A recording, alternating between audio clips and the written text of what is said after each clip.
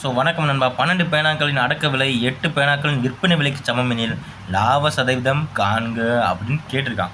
அதாவது நமக்கு வந்து 12 பேனாக்களின் அடக்க விலை என்னன்னு நமக்கு தெரியாது, விற்ற விலையும் தெரியாது. அப்போ லாப சதவீதம் கேட்டானா என்ன இப்படி கேட்டிருக்கான்னு நினச்சி கவலைப்படாதீங்க. ஒரு உதாரணமாக ஒரு அமௌண்ட்டை வச்சுக்கோங்க. இப்போ நான் வந்து ஒரு பேனாவோட விலை 10 ரூபா நினச்சிக்கிறேன். அதாவது பேனாவின் விலை 10 ரூபா. அதாவது விற்பனை விலையும் நான் சொல்லிக்கிறேன். விற்பனை விலை கிடையாது, அடக்க விலை 10 ரூபாய்க்கு நான் வாங்கியிருக்கேன் பேனாவை.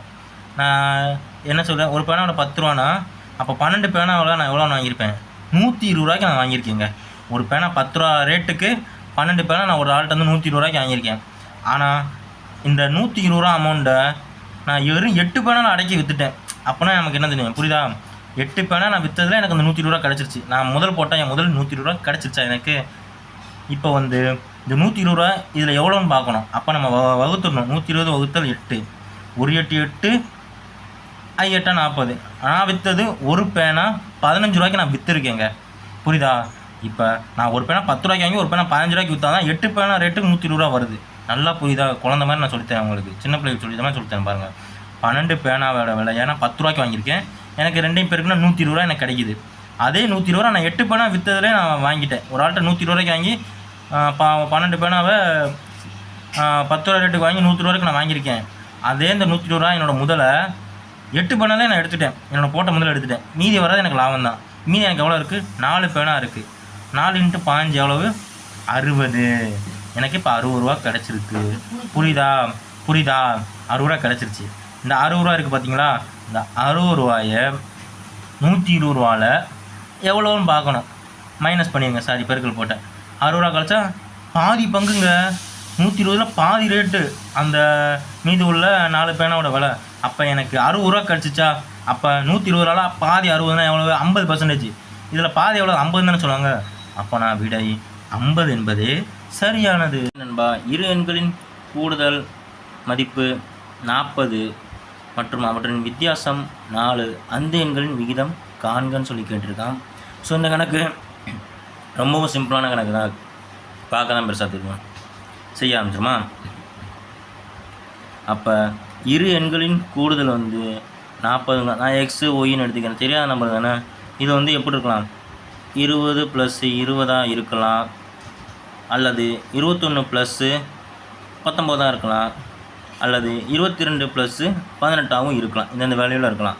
அவன் என்ன சொல்லியிருக்கான்? இந்த இரு எண்கள் வித்தியாசம் 4 இருக்கணுங்கிறான். 20 20 வித்தியாசம் 4 இருக்கா? இல்லை. 21 19 வித்தியாசம் 4 இருக்கா? இல்லை, 3 தான் இருக்குது. 22 18 வித்தியாசம் 4 இருக்கா? கண்டிப்பாக இருக்குது. அப்போ எனக்கு வந்து 40க்கு வேணால் வேல்யூ எழுதிக்கிறேன், எனக்குள்ள எழுதிக்கிறேன். 22:18ன்னு வச்சுக்கோங்க. இப்போ இதை நம்ம சுருக்கலாமா? கண்டிப்பாக சுருக்கலாம். 2ஆவது போல் சுருக்கலாம். 92 18 11 11 22. இப்போ இதை சுருக்கலாமா? முடியாது. அப்போ இதான் எனக்கு நான் விடை. அப்போ 11:9. இந்த ஏ தான் சரியான விடை. இந்த மாடல் கணக்கு பாருங்கள். -√9 - 19 + 21 - 41 கொடுத்துருக்கான். முதல்ல நான் கணக்கு எழுதிடுறேன் உங்களுக்கு. √9 - 19 + 21 - 41 இதெல்லாம் ரூட்டுக்குள்ளே இருக்குது. மைனஸில் இருக்குன்னு நீங்கள் நினச்சி கவலைப்பட வேண்டாம். இப்போ வந்து அதே மாடல் தான். இதை வந்து இப்போ எப்படி சொல்லிக்கலாம்? 3 9 இதோட மைனஸ் பண்ணிடுங்க. 19 - 3 எவ்வளவு? 16 √16ன்னு வச்சுக்கோங்க. இதை எப்படி சுருக்கலாம்? 4 16 4.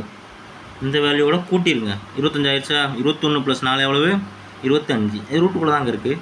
5 25. புரியுதா உங்களுக்கு? 5 25. இப்போ 25 வந்து 5 வந்துச்சு. இப்போ மைனஸ் வேல்யூ இருக்குது இங்கனுக்குள்ளே. அப்போ 41 கழிச்சா 41 - 5 கழிச்சா 36. இப்போ ரூட்டில் 36 இருக்குது. அப்போது என்ன?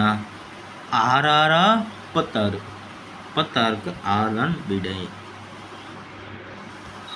அந்த மாடல் பாருங்களேன். 176 200 ரூட்டுக்குள்ளே இருக்குது, ப்ளஸ் 2401 இருக்குது. இப்போ வந்து நீங்கள் அந்த வாய்ப்பாடு படிச்சிருந்தால் எழுதிடுவீங்க. அந்த 241 எந்த வாய்ப்பால் அடியாகும்னா 49 × 49 அடியாகும். 99 81 மீன் வச்சோம். 4 9 9 20 18 30 40 36. 36 ஒரு 4 44. 4 9 9 20 18 30 எடுத்து 40 36 6 மிச்சம் 3. 4 16 16 3 19. கூட்டி பாருங்கள் ஆன்சர் வரும். சைவர் மிச்சம் 1 10 14 4 மிச்சம் 1 204 வந்துருச்சா? நான் அந்த வாய்ப்பாடு அந்த ரூட் வாய்ப்பாடு படித்தனால எனக்கு ஞாபகம் வரும். இப்போ 204 ஒன்று இருக்கா, அதை நான் ரூட்டில் வந்து சுருக்கணும்னு வச்சுக்கோங்களேன். இதாக இருக்குல்ல, இப்படி நான் சுருக்கிறேன்னு வச்சுக்கோங்க. எனக்கு 49 கிடைக்குது. 49 ப்ளஸ் 176 என்ன? ரெண்டையும் கூட்டணும்னு வச்சுக்கோங்க. 49 ப்ளஸ்ஸு 15 15 15 1 மிச்சம் 1 8 12க்கு 2 மிச்சம் 1 225 வருது. 225 ரூட்டில் வந்து எடுத்தால் என்னது 15. நான் அந்த வாய்ப்பாடு படிச்சேன்னா சொல்கிறேன். 15 தான் எனக்கு விடை. சி தான், பி தான் அதுக்கு ஆன்சர். இப்படி ஒரு கணக்கு கொடுப்பாங்க கண்டிப்பாக. இந்த மாடல் கணக்கு வந்து பார்த்தோம்னா ரொம்ப கஷ்டம்லாம் பட தேவையில்லைங்க. 25 சம் அப்படியே எழுதிக்கோங்க. 81 ரூட்டு -1/9. இப்போ வந்து இது வந்து ரூட்லேருந்து வெளியே எடுக்கலாமா? எடுக்கலாம், கண்டிப்பாக எடுக்கலாங்க. 5 25 பை 9 81 -1/9 இருக்கா? இப்போ வந்து பேச ஒரே மாதிரி இருக்கு. நான் அதை ஒரு சேமாக எடுத்துக்கிறேன். இது ரெண்டும் கழிச்சேன்னா 4. எனக்கு அப்போ விடை எதுனா 4/9 தான் விடை. நண்பா, அடுத்த ஒரு மாடல் வந்து பார்த்தீங்கன்னா ரூட்டுக்குள்ளே வந்து கொடுத்துருப்பாங்க. ஸோ இந்த கணக்கு ரொம்ப ரொம்ப ரொம்ப ரொம்ப சிம்பிள் தான். நீங்கள் வந்து ஸ்கொயர் ரூட்னால் தெரிஞ்சுக்கிட்டு அந்த கணக்கு செஞ்சிடலாம். அதாவது 1லேருந்து 40 வரை ஸ்கொயர் ரூட்டு படிச்சுக்கோங்க. ஸோ இந்த கணக்கு நம்ம செஞ்சிடலாமா? செஞ்சிடலாம். நான் உங்களுக்கு ஷார்ட்கட்டாக சொல்லித்தரேன். அதில் நான் மெயினாகவே உங்களுக்கு ப்ரொசீஜராகவே சொல்லி தந்துடுறேன். அதாவது இந்த இருக்குது பார்த்தீங்கன்னா, இந்த வேல்யூட ஸ்கொயர் ரூட்லேருந்து எடுத்தால் என்ன வேல்யூ வருங்க? அப்போ 15 × 15 கண்டிப்பாக வராது. அப்போ என்ன வாய்ப்பு? அதான் போட்டு பார்ப்போம்.